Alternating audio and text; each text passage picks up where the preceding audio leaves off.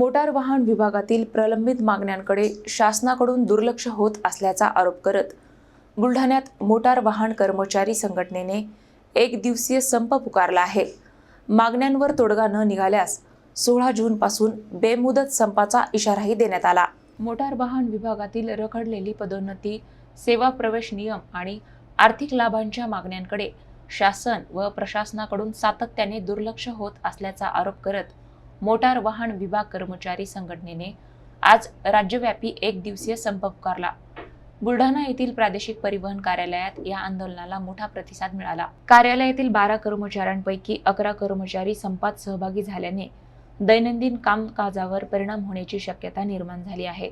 विविध मागण्यांबाबत अनेक वेळा निवेदने देऊनही सकारात्मक निर्णय न झाल्याने आंदोलनाचा मार्ग स्वीकारावा लागल्याचे कर्मचाऱ्यांचे म्हणणे आहे।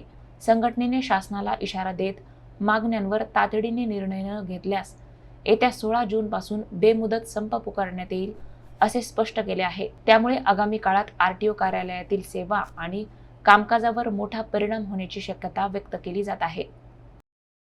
मोटार वाहन कर्मचारी संघटना महाराष्ट्र राज्य मुंबई यांनी पुकारलेला संपाबाबत लाक्षणिक संप हा एक दिवसासाठी आहे आणि बेमुदत संप 16 तारखेपासून सुरू होणार आहे।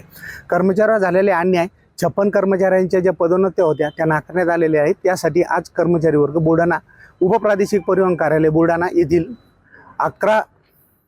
12 पैकी 11 कर्मचारी आज संपावर आहेत।